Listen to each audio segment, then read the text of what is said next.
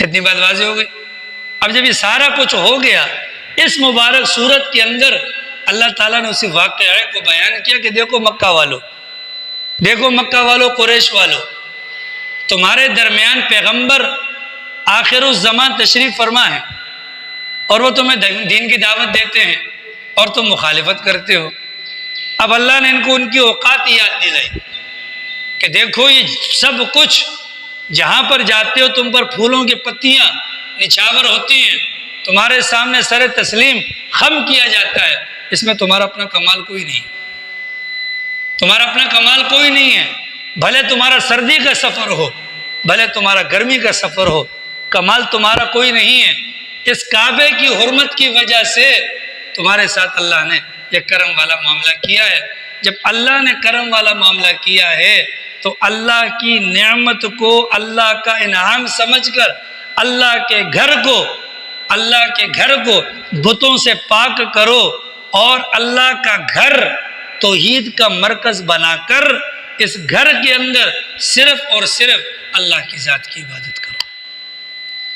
جو بت بنا رکھے ہیں، بت اندر لگا رکھے ہیں، حضرت ابراہیم کا بت ہے، حضرت اسماعیل کا بت ہے، اور حبل حضرت حابیل کا بت ہے، حضرت مریم کا، حضرت عیسیٰ کا بت ہے، عیساف اور نائلہ کا بت ہے۔ ان بتوں سے پاک کرو کعبے کو، اور پاک کرنے کے بعد اس کو توحید کا مرکز بناؤ، اور یہاں پر عبادت ہو تو صرف اور صرف اس کعبے کے رب کی عبادت ہو، باقی کسی اور کی عبادت نہ ہو۔ اتنی بات واضح ہوگی۔ اس کے ضمن میں یہ سمجھ لیں، اللہ تعالیٰ کسی انسان کو کوئی نعمت دیتا ہے، بسا اوقات اس کی دنیاوی محنت یا دنیاوی کارکردگی کی وجہ سے اللہ کو نعمت دیتا ہے۔ مثال کے طور پر ایک بندہ ہے اور وہ کاروبار کرتا ہے، کاروبار کے نتیجے میں اللہ تعالیٰ اس کو عزت دے دیتے، ایک مقام دیتے، وہ بھی اللہ کی نعمت ہے، اس کی بھی ناقدری نہیں کرنی چاہیے۔ اور ایک صورت یہ ہوتی ہے کہ اللہ تعالیٰ کسی کو دین کی وجہ سے کوئی مقام دے دیتا ہے، کوئی مقام دے دیتا ہے، کوئی مرتبہ دے دیتا ہے، تو دین کے اعتبار سے ملنے والی جو عزت ہے، جو نعمت ہے، اس کا مقام بڑا ہے بنسبت دنیاوی اعتبار سے ملنے والی عظمت کا۔ ان مکہ والوں کو جو اللہ نے نعمت دی تھی، یعنی کہ امن والی، خوراک کی آسانی والی، راستوں کے پرامن ہونے والی، وہ کس وجہ سے؟ کعبے کی وجہ سے، اللہ کے گھر کی وجہ سے انہیں یہ نعمت ملی۔ چاہیے تو یہ تھا اس نعمت کی قدر کر دے، اللہ کے گھر کو پاک کر دے، اس کو توحید کا مرکز بنا کر فقط ایک اللہ کی چوکھٹ پر یہ اپنے ماتھے کو رکھتے، ہونا تو یہ چاہیے تھا، لیکن انہوں نے اس نعمت کی ناقدری کی۔ اس نعمت کی ناقدری کی کس انداز سے؟ کہ راستوں کے اندر ملنے والا پروٹوکول انہوں نے اس کو اپنی ذاتی جاگیر سمجھ لیا یا اپنا ذاتی کمال سمجھ لیا، اور انہوں نے سوچا کہ جی ساری دنیا ہم سے ڈرتی ہے، تبھی تو ہمارا احترام کرتی ہے۔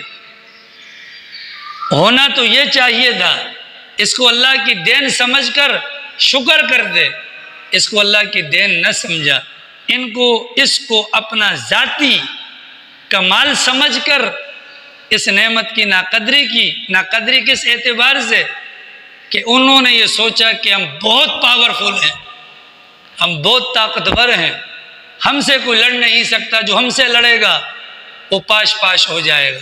قومیت پرستی کا مادہ ان کے اندر پیدا ہو گیا۔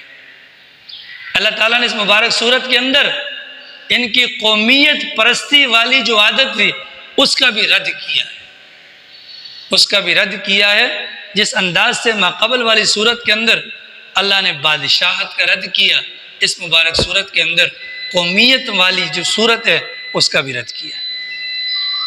اس کے ضمن میں یہ بات سمجھ لیں، اگر آج ہم میں سے کسی کو اللہ تعالیٰ دین کی وجہ سے کوئی نعمت دے دے، مثال کے طور پر عالم دین ہے، قاری قرآن ہے، جماعت میں وقت لگایا ہوا تبلیغی ساتھی ہے، خانقاہ کے اندر سے وقت لگا کر آنے والا کوئی صوفی صاحب ہے، ہمیں لوگ بڑے احترام سے اور عزت کی نگاہ سے دیکھتے ہیں. کوئی ہماری جوتیاں سیدھی کرتا ہے، کوئی ہمارے ہاتھوں کو چومتا ہے، کوئی ہمارے لیے راستہ چھوڑ دیتا ہے. ہم پچھلی صف میں ہوں، اگلی صف کے ثواب کو قربان کر کے اکرام کر کے ہمیں آگے لے آتا ہے، ہمیں کھانے کھلاتے ہیں، چائے پلاتے ہیں، تعظیم کی جاتی ہے.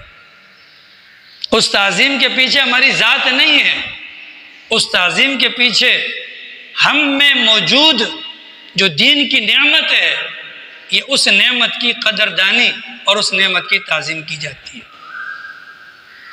عالم دین کی جوتیاں کیوں سیدھی کی جا رہی ہیں؟ اس کی شخصیت کی وجہ سے نہیں، اس کے علم کی وجہ سے، اس کی دینداری کی وجہ سے. لہذا ہم میں سے کسی کو اگر کوئی تعظیم کی نگاہ سے دیکھتا ہے، اسے اللہ کا فضل سمجھ کر اپنے آپ کو اللہ رب العالمین کی طرف سے بیان کردہ احکامات کی روشنی میں لگا رہنے کے لیے اپنے آپ کو تیار رکھیں. اللہ نہ کرے ایسا نہ ہو کہ اللہ نے ہمیں ایک مقام دیا، عالم دین، امام مسجد، مفتی، تبلیغی، امیر صاحب، صوفی صاحب، ایک مقام دیا اور لوگ ہمارے ظاہری حلیے پر اور ہماری زبان سے نکلنے والی باتوں پر ہمارے سامنے ہاتھ باندھ کر کھڑے رہیں، اپنے اموال ہم پر لوٹائیں، اپنی جوانیاں ہماری باتوں میں آ کر قربان کر دیں، اور ہم اندرون خانہ اللہ میاں کے ساتھ مخلص نہ ہوں، اور دل کے اندر ہماری بڑائی ہو، دل کے اندر ہمارے یہ ہو کہ دیکھو میں نے اس کو چونا لگا دیا، دیکھو میں نے اس کو دھوکہ دے دیا، دیکھو یہ تو ہے ہی بے وقوف. نہیں، اللہ کی بڑی نعمت ہے، یہ عزت اللہ کی بڑی نعمت ہے. ہمیں جو عزت ملی ہے وہ وزارت عظمیٰ کی وجہ سے نہیں یا صدارت کی وجہ سے نہیں، ہمیں جو عزت یا عظمت ملی ہے وہ عزت اور عظمت دین کی بنیاد پر ملی ہے. لہٰذا اس دین کی قدردانی کرنی ہے تاکہ اس عزت اور عظمت ہماری برقرار رہے. اللہ ہم سب کو قدردانی کرنے والا بنا. چنانچہ اللہ نہ کرے اگر کوئی بندہ دین کی نعمت کی ناقدری کرتا ہے، ناقدری مطلب جو حکم ہے اس کے خلاف کرتا ہے، تو پھر کیا ہوتا ہے؟ حدیث پاک کے اندر آتے اللہ تعالیٰ حفاظت فرمائے، اللہ ہم سب کو معاف فرمائے، اللہ ہم سب کی حفاظت فرمائے. یہ الفاظ سن کر ڈر لگتا ہے. کل قیامت والے دن سب سے پہلے ایک عالم دین کو بلایا جائے گا اور جہنم کو اسی کے ذریعے سے دہکایا جائے گا. وجہ کیا ہے کہ عالم ہے، اللہ نے عزت دی، اللہ نے علم دیا، لوگ تعظیم کرتے ہیں، لیکن تنہائی کے اندر اپنی نجی زندگی کے اندر اس کے معاملات دین اسلام کے سراسر خلاف. لہذا اللہ سے بہت ڈرنا چاہیے، اس نعمت کی ناقدری نہ کی جائے.